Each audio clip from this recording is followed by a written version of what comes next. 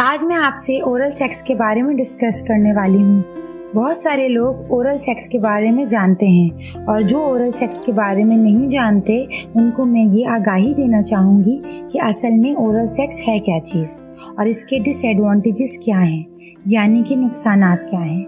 बहुत सारे लोग इसके नुकसानात नहीं जानते, सिर्फ जिनसी लज्जत की खातिर ये काम करते हैं और बाद में बहुत सारी ऐसी बीमारियों का शिकार हो जाते हैं जो उनके लिए जानलेवा साबित होती है। तो आज मैं ओरल सेक्स को डिस्कस करूंगी।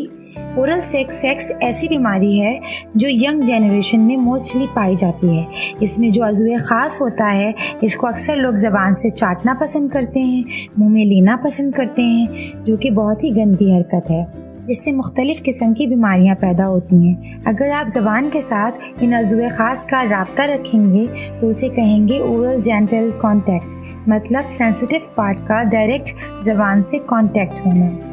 जब औरत मर्द के सेंसिटिव पार्ट को मुंह में लेकर सक करती है तो उसको फ्लैशो कहते हैं। इसके ऊपर एक मैगज़ीन भी शाया हो चुकी है और इसके ऊपर एक आर्टिकल भी शाया हो चुका है। इसी तरह एक और प्रोग्राम है जिसको किनी लंग्स कहते हैं। किनी लंग्स वो होता है जब मर्द औरत के सेंसिटिव पार्ट को ज़बान से या हाथ से सहलाता है, तो ऐसे अमल को किनी लंग्स कहते हैं। इस पर भी एक आर्टिकल शाया हो चुका है। अगर मियाँ बीवी दोनों या जो भी दो लोग एक दूसरे के पार्टनर हैं, वे अगर एक दूसरे के साथ एक ही वक्त में एक दूसरे के सेंसिटिव पार्ट को अपनी ज़बान के साथ अपने हाथ के साथ सहलाते हैं तो इसको 69 कहते हैं। अब 69 क्यों कहते हैं? क्योंकि इस वक्त वो दोनों इस शेप में होते हैं कि 69 लुक देता है, इसलिए इसको 69 भी कहा जाता है। इस पर भी एक आर्टिकल शाया हो चुका है। अगर मियाँ बीवी दोनों या जो भी दो लोग जो एक दूसरे के पार्टनर हैं, वो लोग अगर एक दूसरे के साथ एक ही वक्त में एक दूसरे के सेंसिटिव पार्ट को अपनी ज़बान के साथ अपने हाथ के साथ सहलाते हैं तो उसको 69 कहते हैं।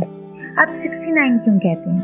क्योंकि उस वक्त वो दोनों इस शेप में होते हैं कि 69 लुक देता है, इसलिए इसको 69 भी कहा जाता है।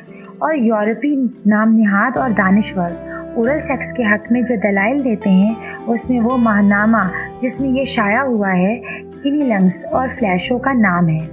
कॉस्मोपॉलिटन उस मैगज़ीन का नाम है जो माहाना वहाँ पर शाया होता है। जो हमारे नाम निहाद यूरोपीय दानिश्वर वो उसमें अपने दलाइल बढ़ चढ़ कर पेश करते हैं, इसके बारे में डिस्कस करते हैं। अगर आपको इसके बारे में मज़ीद जानना है तो कॉस्मोपॉलिटन मैगज़ीन को लाजमी पढ़ें ताकि आपको इसके नुकसानात भी पता चल सकें, क्योंकि जो हमारे दानिश्वर हैं यूरोपियन जो अदीब हैं इस पर खुलकर बहस करते हैं, उसके नुकसानात और उससे मुताल्लिक बीमारियों के बारे में खुलकर आपको बताते हैं। जो कोई भी इस ओरल सेक्स में बहुत ज़्यादा इन्वॉल्व है, इन लोगों को ये मैगज़ीन लाजमी पढ़नी चाहिए।